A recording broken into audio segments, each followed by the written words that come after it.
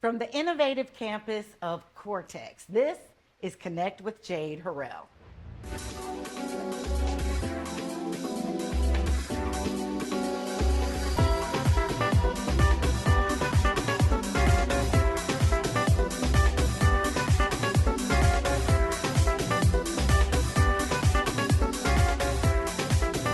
Welcome to Connect with Jade Harrell, where we bring you the people, incredible places, and opportunities that help our community thrive.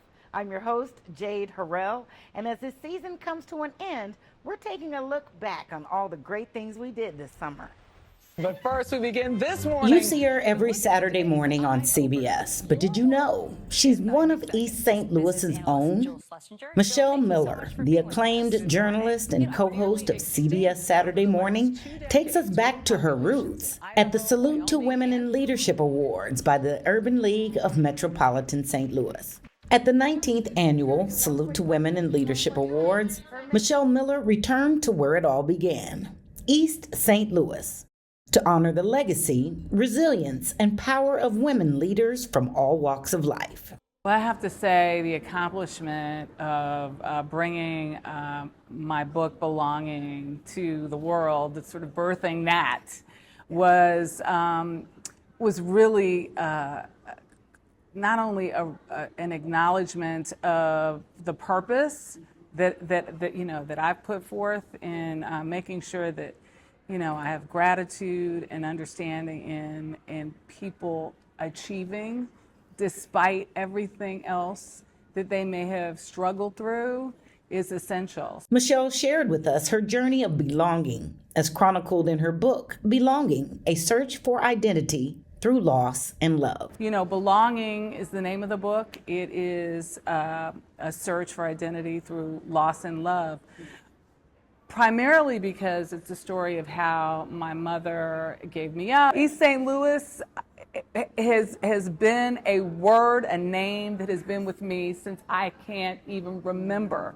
So the folks here are real, the folks here are true, the folks here understood, especially in the 30s, 40s, and 50s, what it took to secure community, to wrap their arms around each other, and to spread not just the love, but the education, the pride. I mean, look, my father grew up next door to Miles Davis and, some of the most prominent doctors and educators of the time, one of whom went on to Howard University with him, Dr.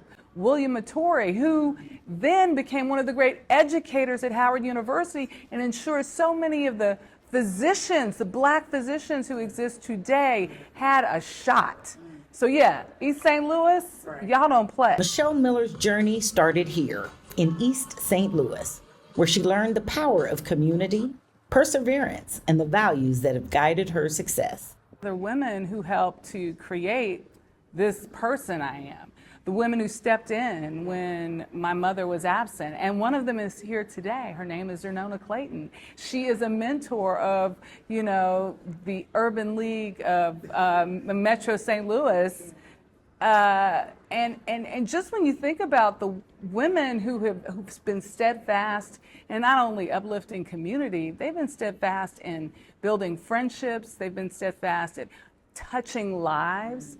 And you never know how your presence in someone's life, no matter how brief, can impact them for years to come.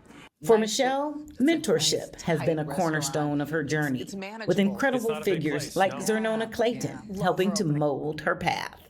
It was really important for me to acknowledge not just Zernona Clayton, I call her Big, but to acknowledge all the other women and men who mentored me, who loved me, who made me feel whole, and so many of them from the African American community. So no, I've never had a problem understanding who I was. I think it was just like letting everyone else know why I have such a strong identity in who I am, which was built into me through my father and my grandmother, who raised her children right here in East St. Louis. So it's all about Midwest roots. Right. I claim it wholeheartedly. East St. Louis. It's the sense of community and belonging that has driven Michelle Miller's career and her dedication to giving back. Something I cannot define. Everyone who knows me and knows the story of my grandmother and my father, especially if they knew her, they say, Big Mama put something into you that was priceless. She poured into you and just fortified you. And you know, my Aunt Edna, my father's sister, used to always say, children need fortifying. They need their Wheaties, and they need that understanding that they matter. So I don't know if you remember that movie, The Help, where Viola Davis looks at that little blonde, beautiful girl who was a little chubby, who may not have been looked or viewed as someone who, in her mind, was loved.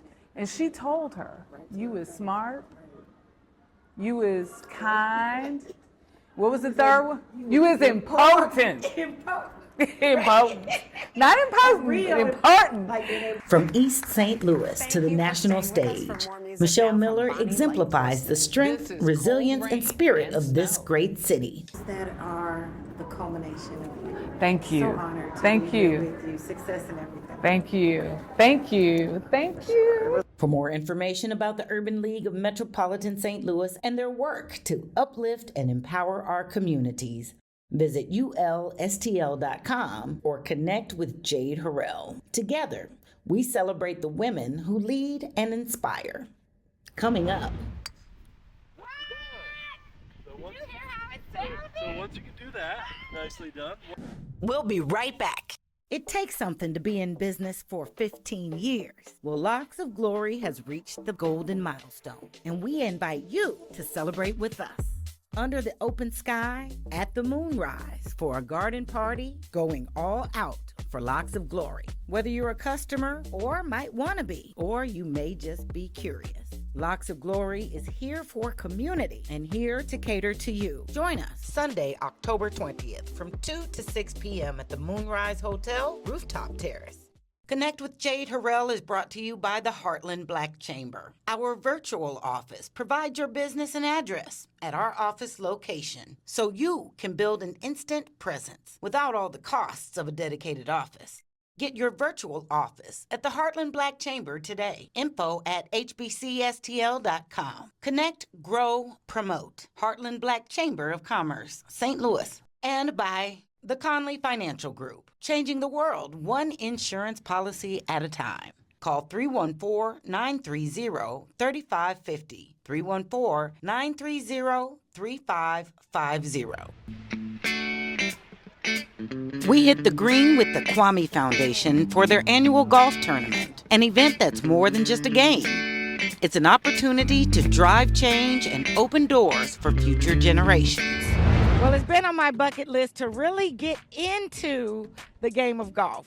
Great opportunities. People absolutely love it. And frankly, I want to know why they're so obsessed. Well, what better opportunity than to join Lydia Houston, who is the executive director. We are the philanthropic arm of Kwame Building Group, and golf is just a wonderful opportunity to bring people together. This tournament is not for the highest level of skill. It's really just a lot of fun. There are beverages, wonderful food, but the main underlying theme is to raise money for our partner schools so that first-generation students with a financial need can get the money and thrive in school and ultimately to graduate.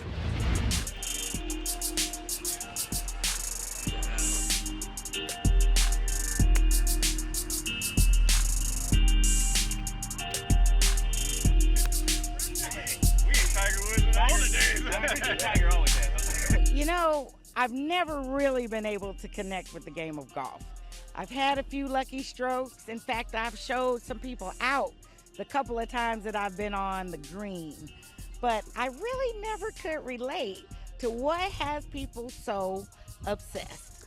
Oh man, I've been playing for over 20 years now and really just got into it. Everyone in the family does. Played through high school, some in college, and then it's just always been enjoyable. You're outside on a day like today, and every now and again you might hit a good shot to bring you back. Every now and then. Exactly. Well, for Can you show me what might be the thing to lure me into the Absolutely. fold? Why don't we head over here? Okay, to the we're tee. learning long range today. And then right hand just on top of your left thumb is bent. Yep, that's perfect. Now whenever you set it behind the ball, I just want you to position the golf ball even with your left foot. Okay. That's awesome. And then make your stance just a little wider. For sure. And this will be a good enough place to start. Put this. So once you can do that, nicely done. Once you can do that, say 5 out of 10 times. Then we make a little bigger swing, and then get the correct equipment. Golf is an opportunity to seek perfection every time. So that's what I like about it. I've never found it. I love the fact that it's a individual sport. It's you against the course. One hole at a time. Yes, That last one looked like it gave you a bit of a fit. Is that true? that's true.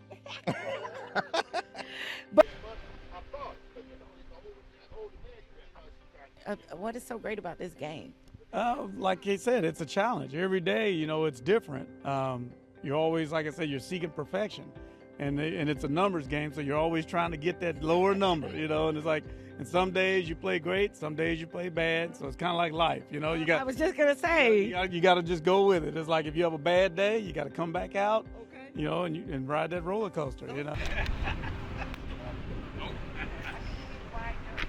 Number one is relaxing. I like going out because I go out by myself a lot and being in the fresh air, being out there alone. A lot of times when I have issues, I go out there to think. So I'm thinking and playing, but it's also competitive against yourself. It forces you to be very disciplined and to stay in the moment. Because sometimes you can get ahead of yourself. You hit a good shot, then I can do this again. It's like almost like drugs. You want to hit that best shot again. But it keeps you going. Give me this. This is the third time we've heard someone say something about the addictive nature of chasing this ball. That's right. But we totally get it. We love the work and the mission and Thank for you. having us out here. More to come. The Kwame Building Group, the Kwame Charitable Foundation now creating scholarships for our college Yes. students. Thank you. Up next, we go on a journey of healing, empowerment, and wellness. Connect with Jade Harrell is brought to you by the Heartland Black Chamber. Our virtual office provides your business an address at our office location so you can build an instant presence without all the costs of a dedicated office. Get your virtual office at the Heartland Black Chamber today. Info at hbcstl.com. Connect, grow, promote. Heartland Black Chamber of Commerce, St. Louis.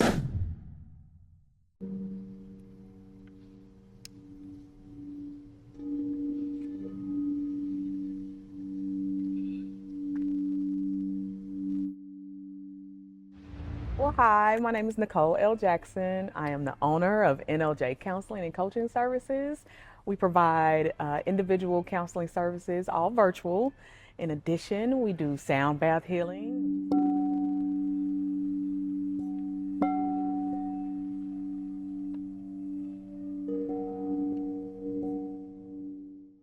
Sound is healing. We all vibrate on different frequencies within our bodies. And so what we're doing here is we're using the sound bowls, they're crystal singing bowls, and we use them and create melodies and frequencies that resonate within your body, and it causes you to get into a restorative factor.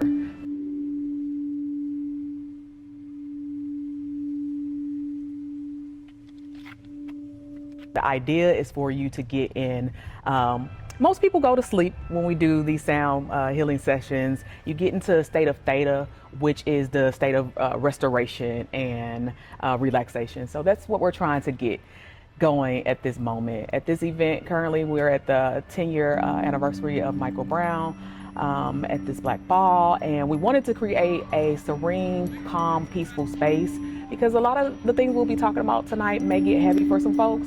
And so we really wanted to create a space where it can be calming and relaxing. You see, we have the grounding techniques here so people can kind of get back to center, create some balance for themselves as we sit here and remember Michael Brown. For more information on her counseling services, retreats, or to book her for soothing sound bath experiences and speaking engagements, visit nljcounseling.com. Up next, let's check out the rides and hear from those who fuel this automotive passion. Before we go any further, let's show some love for those who make the show possible, our sponsors, advertisers, and partners. We'll be right back. It takes something to be in business for 15 years. Well, Locks of Glory has reached the golden milestone, and we invite you to celebrate with us. Under the open sky, at the moonrise, for a garden party, going all out for Locks of Glory. Whether you're a customer or might want to be, or you may just be curious. Locks of Glory is here for community and here to cater to you. Join us Sunday, October 20th from 2 to 6 p.m. at the Moonrise Hotel, Rooftop Terrace. From classic to custom, St. Louis's car culture roared to life at the Gateway City Corvette Association's Father's Day Car Show. Yeah, my dad, he really got me into the car culture, raising up in the Corvette clubs and around different other cars just as well. So it rubbed off.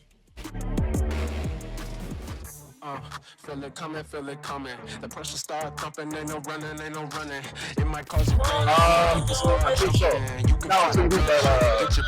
My father's here with me. He's chilling in the other side, but this is his vehicle as well. He has an SRT8 Challenger, SRT8 straight 8, and it is very, very custom. It is a numbers vehicle. 724 out of 1,800, or they were made in 2008. Lethal. You can really feel the flames, feeling like it's borderline insane. This might be something lethal. Yeah, this might be something lethal. It's better with it's called surgery. It's in the valley, it'll eat you alive. It'll hit you out of nowhere like a thief in the night. Ain't no way you can hide it. Keep seeking a fight. Push the pedal to the metal, better keep up the stride. Prize to be a winner? Yeah. I am. Yeah. Let us take a look. What's the name of your ride? I call it ambition. Something lethal, like a beast that can't be tamed. This the kind of rage you can't contain. Yeah, this might be something lethal. You can really. Whether it's the rev of an engine or the bond between generations, the Gateway City Corvette Association continues to make a roaring impact, one ride at a time. For more on their events and community efforts, visit gatewaycitycorvetteclub.org. We introduced you to the incredible journeys of our Black Beauty reality series, From Business Trenches. The stories were just getting started, and there's so much more to uncover. Let's dive back into the empowering journey of Tamika Stigers as we feature the next episode of Black Beauty.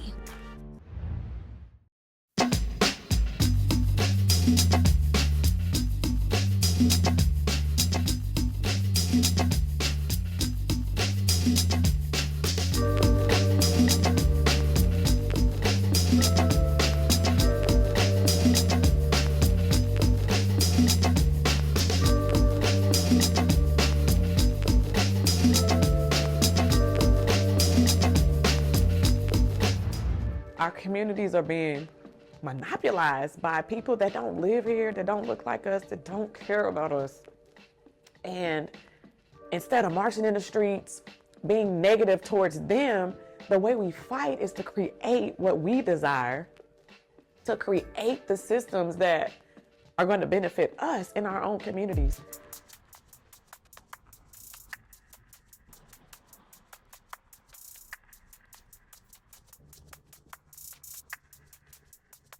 And so I have here a quiz that I want you to take. It's just 10 questions. What is the purpose of a business plan?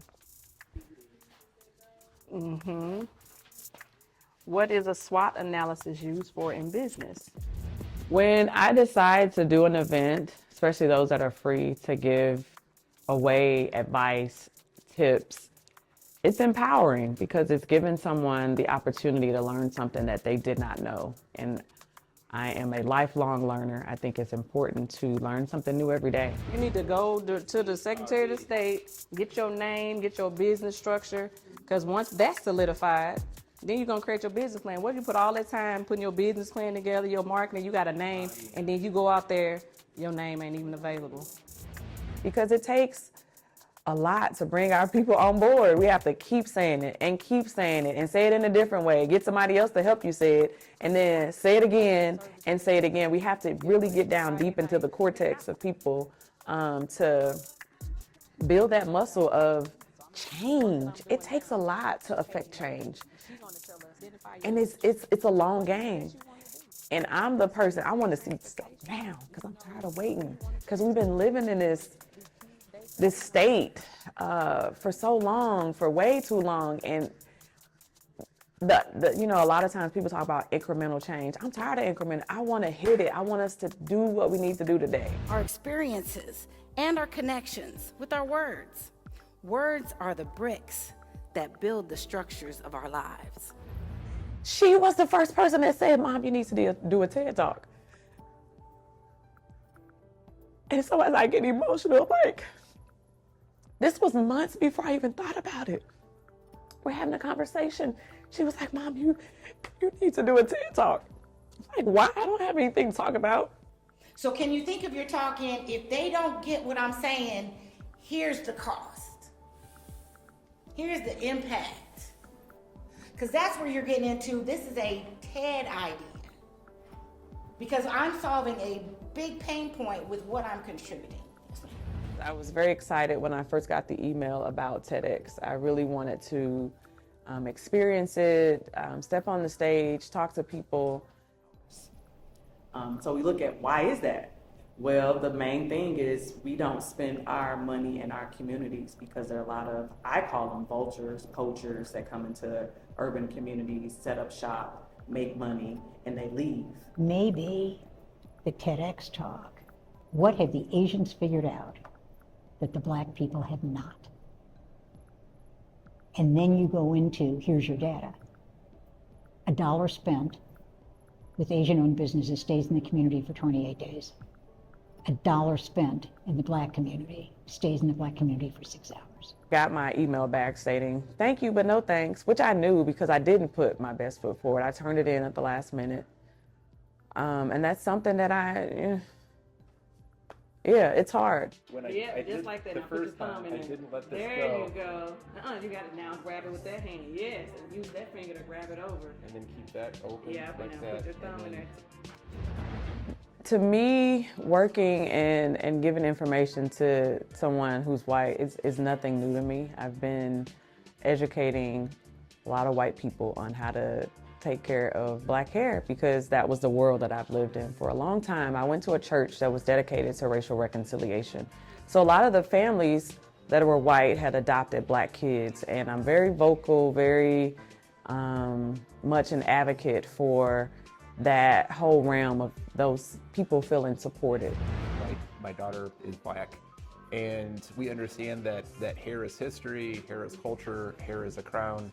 And as white people, I don't have a background in that, and it's important for us to value and honor that. So, I may not be the person who primarily does my daughter's hair, but the ability to learn from the wisdom and expertise of someone who does do Black hair and appreciate that is something that, I could watch videos online, but that doesn't help connect us to the community. So here it's about meeting people, supporting Black-owned businesses, and trying to find pathways for our daughter to celebrate and love who she is. Look at that, I see improvement already. Yeah. Yes. Small steps on that one. That was a big step, because look at this ponytail. So welcome everybody to this conversation as we advance the discussion about economic equity in this Black beauty business. Today we're going to be talking about how we can sow seeds of self-reliance, collective work, and sustainability with our youth. I'm here to talk about an initiative we started 3 years ago called Beauty Boot Camp for Girls. Beauty Boot Camp is a place where young girls, middle school through high school, can come and learn not just beauty skills, cosmetology skills, but we really focus on self-confidence. The social skills that a lot of our youth are missing because they sit like this all the time. And so they don't know how to talk to each other. So we want to take that screen time away and interact with a few adults and guiding them in hair, skin, and nail care and building that self-esteem. I remember as a youth working, selling newspapers and make money, selling snow cones, roses, all different types of things to add to our income. If you're a teenager, you can think about where are you going to purchase your beauty supply products? Where are you going to go and relax and kick it? What's this organization? Who is profiting from you spending the scarce amount of dollars that you have as a child? If you are buying everything on Fashion Nova, if you're going to Walmart all the time, maybe you don't have a lot of money, so you have to do some research. We know kids love to be on the internet, TikTok and all these things. Look into where are you purchasing items from? Who are you supporting? I'm in the beauty industry because that's what my focus is. But I am about community. I am about community. I'm about Black folks coming together and doing what we need to do to grow and have that impact in our communities. And I just wish that as parents, like before we even are become impregnated, that we get to have these conversations like, what's your intention with this child? Yeah. What are we preparing this child for? We just having babies to be having them? The intentionality. Next time on Black Beauty. My daughter is, I always say she's the best part of me. I worry about my son because he's a Black boy in St. Louis. And I knew the man was white when I married him.